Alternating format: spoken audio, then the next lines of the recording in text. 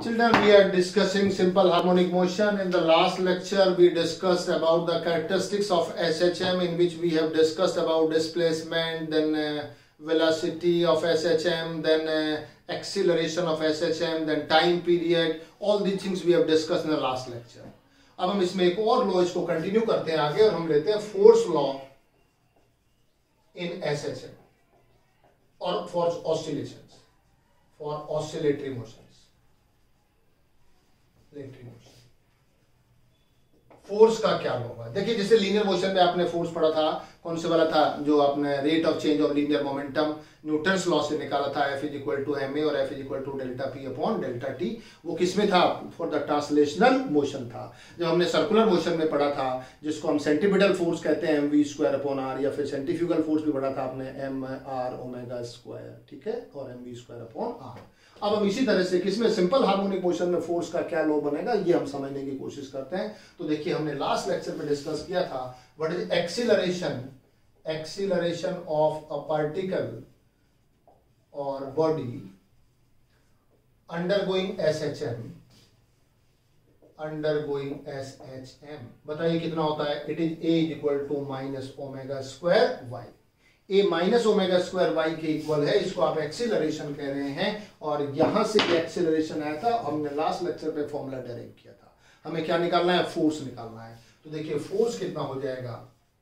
F is equal to mass into acceleration. अगर a acceleration है और m क्या है? मास ऑफ द पार्टिकल है, then it will be minus m omega square y. Equation number 1 and equation number 2 m omega square y. और हम यहां से ये भी लिख सकते हैं माइनस के वाई, वेयर के को हमने किसकी जगह लिख दिया? m ओमेगा स्क्वायर की जगह रख दिया। एक कांस्टेंट है। What is m? Mass of the particle. What is omega? Angular velocity of the, कौन से वाले एंगुलर वेलोसिटी? पार्टिकल की कितनी एंगुलर वेलोसिटी है। और यहां से F is equal to minus k y. This is called force law for किसके लिए? Oscillatory, for simple harmonic motion. Okay, और यहां से F प्रोपोर्शनल टू कितना होता है? माइनस वाई होता है। F proportional to minus y. अभी जब F proportional to minus y आएगा तो ये है, this is the condition of simple harmonic motion. ये सिंपल हार्मोनिक मोशन की एसेंशियल कंडीशंस है, इन विच फोर्स y के क्या होता है? डायरेक्टली प्रोपोर्शनल, और फोर्स की डायरेक्शन y की डायरेक्शन के क्या होती है? अपोजिट होती है। और यहीं से हमने डेफिनेशन बनाई थी। यही सिंपल हार्मोनिक मोशन की हमने सबसे पहले जब डिफाइन किया इसको इस चैप्टर में, तो हमने यही वाली डेफिनेशन दी थी। F प्रोपोर्शनल क्या था बच्चों? माइनस वाई था। अब यहां से देखिए हम क्या कर सकते हैं। अगर k is equal to m omega square है तो from equation third omega square is equal to k upon m और omega is equal to under root k upon m। But omega हम जानते हैं कितना होता है? 2 पाई अपॉन t, जहां पर t टाइम पीरियड होता है बच्चों, that is k upon m। और यहां से t निकाल लेते हैं 2 pi under root m upon k। और इसका अगर हम इसको लैंग्वेज में लिखें तो लैंग्वेज में ऐसे लिखेंगे 2 पाई m अपॉन, इसे कहते हैं इनर्शिया फैक्टर। मास को हम कहते हैं इनर्शिया फैक्टर डिवाइडेड बाय, इसे कहते हैं फोर्स कांस्टेंट। अब देखिए इनर्शिया फैक्टर क्यों कहते हैं? बेसिकली तो मास लिया है। आपने जाना है कि अगर ट्रांसलेशनल मोशन है तो उसमें इनर्शिया जो फैक्टर है वो मास होता है, और अगर रोटेशनल मोशन है तो उसमें मास नहीं होता है, वहां क्या होता है? मोमेंट ऑफ इनर्शिया होता है। तो अगर हमें कहीं रोटेशनल मोशन के लिए इस फॉर्मूले को अप्लाई करना है जिसमें रोटेशन का एक पार्ट हो जाए, कहां से अप्लाई करेंगे? देखिए एग्जांपल देके बताते हैं। एग्जांपल देके ये वाला बताते हैं। बोलो ये वाला कौन सा केस है? सिंपल पेंडुलम का है कि नहीं? और अगर सिंपल पेंडुलम को पूरा घुमा देंगे तो कैसा पाथ बनेगा? Circular path. लेकिन इसको थोड़ा सा पुल करके यहां से रिलीज कर दीजिए तो कैसा मोशन होगा? टू एंड फ्रो मोशन होगा। और अगर टू एंड फ्रो मोशन होगा तो ऐसे केस में बच्चों कैसा मोशन बनना है? It is the part of rotational motion. तो यहाँ m की जगह क्या लिया जाएगा? मोमेंट ऑफ इनर्शिया लिया जाएगा। बात समझ गए? अब दूसरा एग्जाम्पल लेके बताते हैं। इसी फॉर्मूले के एप्लीकेशन कहां कैसे अप्लाई करेंगे। ये कोई स्प्रिंग है, इसको हमने पुल करके रिलीज कर दिया। It oscillates to and fro about the mean position. लेकिन ये सर्कुलर मोशन नहीं है, सर्कुलर का पार्ट नहीं है, ये तो ट्रांसलेशनल मोशन है, लीनियर मोशन है। तो इसके लिए यहाँ पर क्या कंसीडर किया जाएगा? मास कंसीडर किया जाएगा। और इस k को इस वाले केस में कहेंगे स्प्रिंग कांस्टेंट, और इस वाले केस में क्या कहेंगे? फोर्स कांस्टेंट कहेंगे। तो तो अगर हम फोर्स में सिंपल हार्मोनिक मोशन स्प्रिंग के केस में डिस्कस कर रहे हैं तो ये k वहां पर स्प्रिंग कांस्टेंट में कन्वर्ट हो जाएगा और मास वहां m मास रहेगा। लेकिन अगर कहीं पेंडुलम का एग्जांपल ले रहे हैं जिसमें रोटेशनल मोशन बनता है देन m किस में कन्वर्ट हो जाएगा इन टर्म्स ऑफ किस में moment of inertia. Okay, that's why इसको हम क्या कहते हैं इनर्शिया फैक्टर कहते हैं। ट्रांसलेशनल मोशन में इनर्शिया फैक्टर क्या होता है मास, रोटेशनल मोशन में क्या होता है moment of inertia. Normal condition में फोर्स कांस्टेंट रहेगा और अगर स्प्रिंग पर्टिकुलर ले रहे हैं तो उसके लिए क्या बनेगा स्प्रिंग कांस्टेंट हो जाएगा। सो बच्चों this is all about the किसके लिए force law in SHM. Force कितना होता है, डेफिनेशन क्या है, टाइम पीरियड कितना होता है और जब फ्रीक्वेंसी की बात करते हैं सिंपल हार्मोनिक मोशन में तो 1/t हो जाता है 1/2 पाई और यहाँ क्या बनेगा k/m बन जाता है। ये फॉर्मूला किसके लिए बनता है स्प्रिंग के लिए, सॉरी फ्रीक्वेंसी के लिए बनता है इन simple harmonic motion. Okay children, चलिए अब हम इसमें आगे ड्राइव करते हैं और वो है total energy in simple harmonic motion. Simple harmonic motion में जो बॉडी या पार्टिकल एग्जीक्यूट करता है सिंपल हार्मोनिक मोशन उसकी कितनी एनर्जी होगी वो डेरिवेशन हम निकालना चाहते हैं। So we want to find the expression for energy in SHM, energy in simple harmonic motion. अब दो तरह की एनर्जी होगी, it is the sum of kinetic energy and potential energy. ठीक है, पोटेंशियल एनर्जी बनेगी, काइनेटिक एनर्जी बनेगी। अभी बताते हैं पोटेंशियल एनर्जी किस वजह से आएगी और काइनेटिक किस वजह से आएगी। तो सबसे पहले तो हम कौन सी ले रहे हैं kinetic energy. Kinetic energy it is the energy, it is the energy possessed by a body। कौन सी बॉडी अंडरगोइंग किसको बच्चों SHM, undergoing simple harmonic motion. Energy possessed by a body undergoing simple harmonic motion by virtue of its motion. हम जानते हैं kinetic energy तो किसकी वजह से होती है मोशन की वजह से होती है। जब इसका मोशन होता है पार्टिकल मोशन में होता है और जब हम सिंपल हार्मोनिक मोशन ले रहे हैं तो उसमें तो पार्टिकल सिंपल हार्मोनिक मोशन में है, हमेशा मोशन में रहेगा। दैट्स व्हाई उसकी जो एनर्जी होगी वो कौन सी होगी काइनेटिक एनर्जी होगी। अब बताइए काइनेटिक एनर्जी का फॉर्मूला क्या पढ़ते हो आप, हमने पढ़ा था हाफ mv² और v कितना पढ़ के आए हैं, बट हम v पढ़ के आए हैं कितना बच्चों अभी हमने लिया था जिसमें a omega cos omega t से आया था डिफरेंशिएट करने के बाद और फिर हमने इसको फॉर्मूले को डेराइव किया था a² माइनस y²। ये फॉर्मूला आया था बच्चों वेलोसिटी का, ऑलरेडी वी हैव डेराइव्ड। ठीक है, कहां से जिन बच्चों को डाउट है तो डेराइव करके देख लीजिए। y कितना होता है a sin ओमेगा t और v कितना होता है dy बाई dt और इसको हमने लिया था a omega cos omega t और cos ओमेगा t किसके इक्वल होता है √1 minus sine square omega t और जब हम इसको सॉल्व करेंगे then it is y² upon a² और ये कैंसिल हो जाएगा ओमेगा √a² माइनस y²। देखो ये फॉर्मूला हमने लिखा है कि नहीं, इस तरीके से हमने डेराइव किया था लास्ट लेक्चर में। ये वेलोसिटी होती है और अगर ये वेलोसिटी होती है then it will be half m ओमेगा² a² minus y²। So it is equation number first, it is equation number second, so it is equation number third and this is kinetic energy। I think it's so simple to find। Kinetic energy बड़ी आसान है, बड़ा simple है और अगर हम kinetic energy को आगे की तरह से इसको हम डिस्कस करें, इसका वेरिएशन देखें तो देखिए वेरिएशन क्या होगा काइनेटिक एनर्जी का।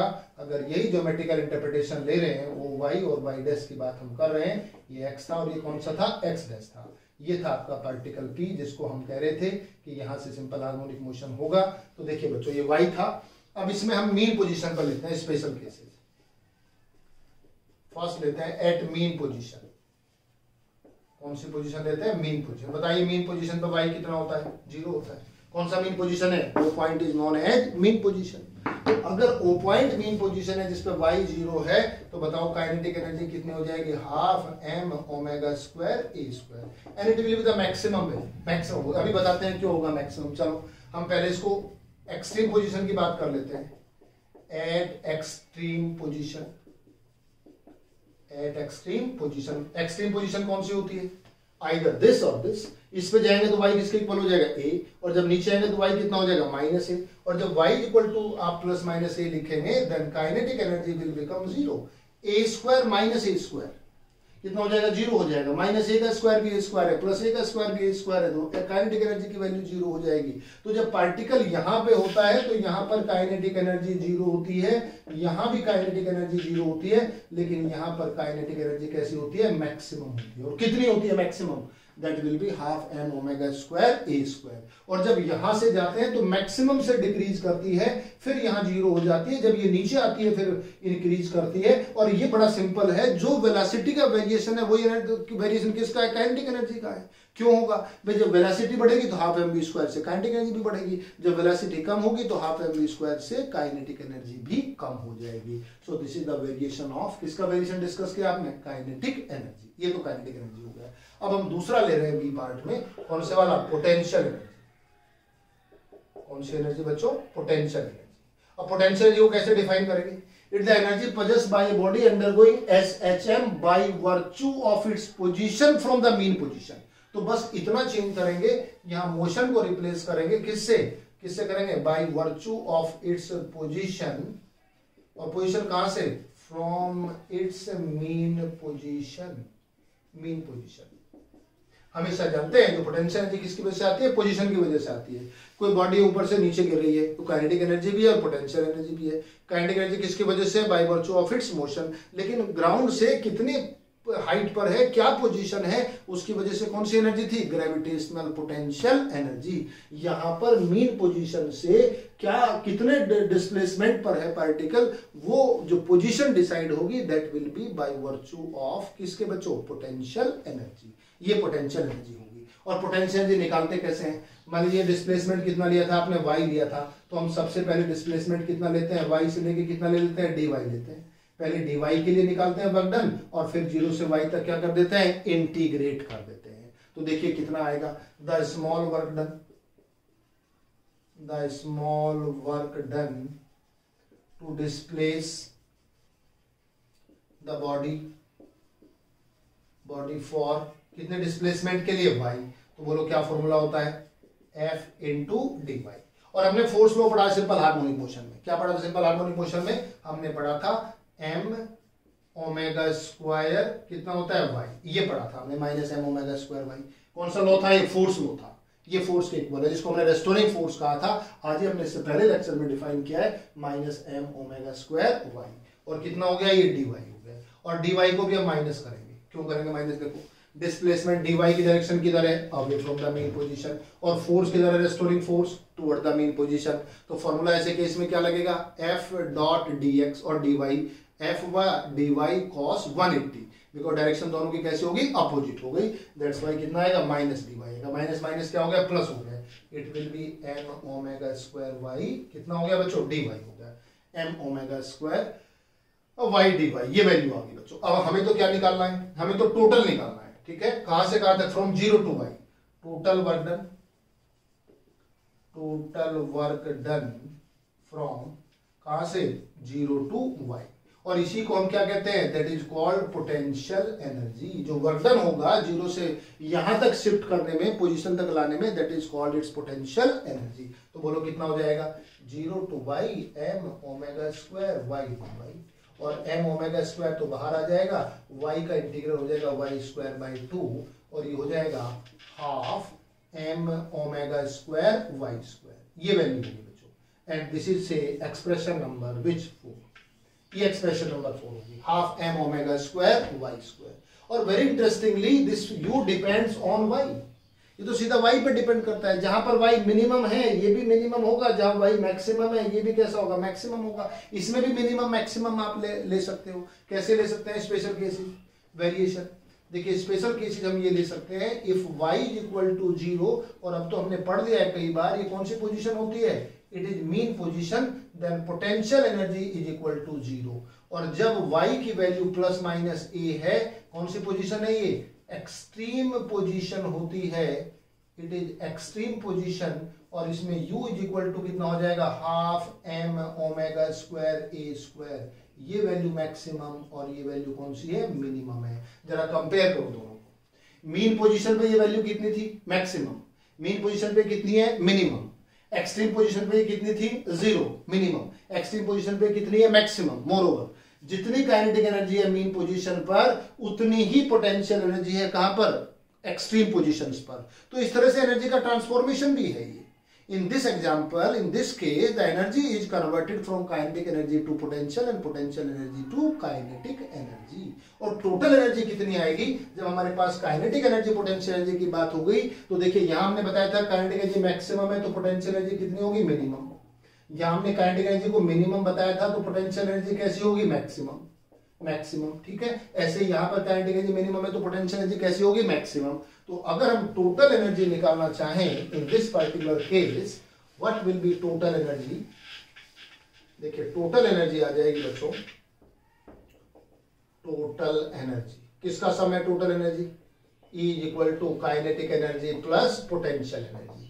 और काइनेटिक एनर्जी कितनी है, half m omega square a square minus y square. और ये है हमारी plus half m omega square, इतना है बच्चों वाई स्क्वायर, यहां से वाई स्क्वायर। और ये वाई स्क्वायर वाली टर्म इससे पूरी कैंसिल हो जाएगी और ये आएगा half m omega square a square, equation number 5।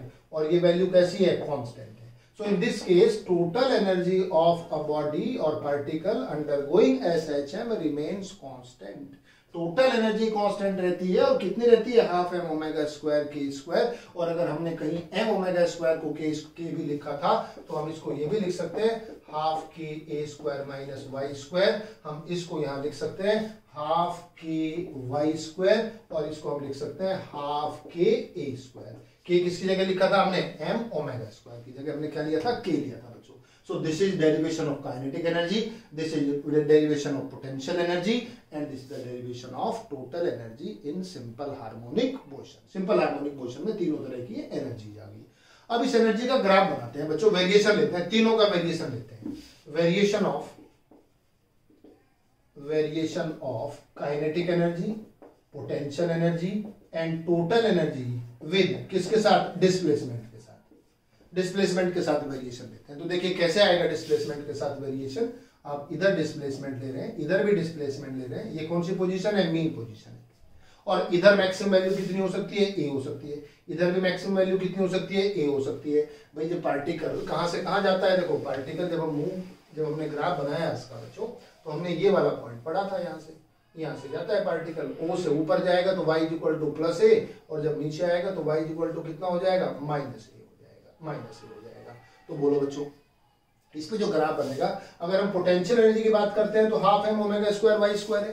तो यहां पर पोटेंशियल एनर्जी कितनी आई बच्चों, 0 आई। और यहां पर मीन पोजीशन पर पोटेंशियल एनर्जी 0 है। उसके बाद ये वाई स्क्वायर की कैसा है, डायरेक्टली प्रोपोर्शनल है। तो वाई स्क्वायर के डायरेक्टली प्रोपोर्शनल है, क्वाड्रेटिक इक्वेशन बनती है तो पैराबोलिक इक्वेशन होती है। और पैराबोलिक इक्वेशन में अगर हम यहां से इसको एक्सप्लेन करें बच्चों, तो देखिए इस तरह का ग्राफ आएगा। ये ग्राफ तो हो गया पोटेंशियल एनर्जी का, this is the graph of potential energy. ये ग्राफ हो गया। जब y is equal to plus minus a है, y equal to plus minus a है, तो पोटेंशियल एनर्जी कैसी है, मैक्सिमम है। पोटेंशियल एनर्जी पर भी मैक्सिमम है, इधर भी ए पर भी मैक्सिमम है। और मीन पोजीशन पे कैसी है, मिनिमम। और मिनिमम पे कितनी है, 0, y इक्वल टू 0 पर। लेकिन जब हम काइनेटिक एनर्जी देखते हैं, काइनेटिक एनर्जी यहाँ मीन पोजीशन पर मैक्सिमम है और यहाँ पर कितनी है, दोनों जगह 0। तो इसका जो ग्राफ आएगा, इसका इन्वर्टेड ग्राफ ये बनेगा काइनेटिक एनर्जी का। दोनों पैराबोलिक ग्राफ बनेंगे। स्ट्रेट लाइन का जो y equal to mx plus 3 में तो कैसा ग्राफ आता है, स्ट्रेट लाइन। तो जो लीनियर इक्वेशन है उसमें स्ट्रेट लाइन ग्राफ बनता है, जिसमें क्वाड्रेटिक है, एक में क्वाड्रेटिक, 2 वेरिएबल है, तो वो किसका बनता है, पैराबोलिक ग्राफ बनता है। पहले भी हम पढ़ा था y square equal to 4ax और x square equal to 4ay। ये किसकी टर्म होती है, पैराबोलिक की, जिसमें x लीनियर y क्वाड्रेटिक। इसमें x क्वाड्रेटिक और y लीनियर। तो एक पैरामीटर लीनियर, दूसरा क्वाड्रेटिक अगर होता है तो उसमें पैराबोलिक कर्व बनता है। यहाँ दोनों कंडीशन है। तो यहाँ पोटेंशियल एनर्जी किसके इक्वल है, y स्क्वायर के प्रोपोर्शनल है, दैट्स वाई। और ये कांस्टेंट हो गया, ये पूरा कांस्टेंट है। तो this is the graph for showing the variation of potential energy. और ये ऊपर वाला किसको शो करता है, काइनेटिक एनर्जी। और दोनों का सम, ये जो ग्राफ है बच्चों, इट रिप्रेजेंट्स टोटल एनर्जी। और टोटल एनर्जी कैसी आती है, कांस्टेंट आती है। तो this horizontal line belongs to kinetic energy, this curved graph shows potential energy and this inverted bowl shows which kinetic energy। और ये दो इंटरसेक्शन पॉइंट्स यहाँ हमने लिए हैं, इन दोनों इंटरसेक्शन पॉइंट्स पर क्या है, potential energy and kinetic energy both are equal. यहाँ भी potential energy and kinetic energy both are equal. And in this example, kinetic energy is converting into potential and potential is converted into kinetic. तो यहाँ variation जो है, यहाँ potential energy zero है, maximum kinetic energy है. जब ये ऊपर जाएगा तो वो kinetic energy potential में कन्वर्ट होगी, जब ऊपर से नीचे आएगा फिर potential kinetic में, फिर यहाँ से kinetic potential में, और फिर यहाँ से potential kinetic में, और इस तरह से कन्वर्ट होता चला जाएगा. तो बच्चों एक तो ग्राफ ये बन गया है. हम इसको टाइम के रेस्पेक्ट में भी ग्राफ को प्लॉट कर सकते हैं. देखिए बड़ा अच्छा ग्राफ बनेगा. इसी को कई बार एग्जाम में पूछ लेते हैं. अगर इसका टाइम के रेस्पेक्ट में हम ग्राफ बनाएं तो किस तरह का ग्राफ बनेगा. देखो बच्चों टाइम के रेस्पेक्ट में भी हम इस ग्राफ को बना सकते हैं. टाइम के रेस्पेक्ट में किस तरह से बनाएंगे ग्राफ को, ट्राई टू अंडरस्टैंड. यहां से हम लेते हैं और इधर क्या ले रहे हैं, टाइम ले रहे हैं. अच्छा ठीक है. अब टाइम कितना होगा, यहां से यहां तक जाना, फिर वापस आना, फिर इधर जाना और फिर वापस जाना. कितने ऑसिलेशंस हुए, 1. और 1 ऑसिलेशन के टाइम को कितना कहते हैं, टाइम पीरियड. और टाइम पीरियड को किससे रिप्रेजेंट करते हैं, टी. तो यहां से यहां तक जाने का टाइम कितना होगा, t/4. फिर जाके वापस आने का टाइम कितना होगा, t/2. फिर यहां तक आने में कितना हो जाएगा, 3t/4. और फिर वापस जाने में टाइम कितना हो जाएगा, t लगेगा. 4 पार्ट्स में इसको डिवाइड करते हैं. पहला पार्ट तो 0 से लेके कितना हो गया, t/4. सॉरी ये बन गया t/4. फिर कितना बन गया, t/2. फिर यहाँ पे कितना बनेगा, 3t/4. और फिर कितना बनेगा, t बनेगा. और आगे रिपीट होता चला जाएगा. ठीक है. ओके. यहां से ये आप तीनों एनर्जी ले रहे हैं. कौन सी energy, kinetic energy, potential energy and total energy. तो बताइए जब टाइम t = 0 है तो पार्टिकल कहां पर था, मीन पोजीशन पर.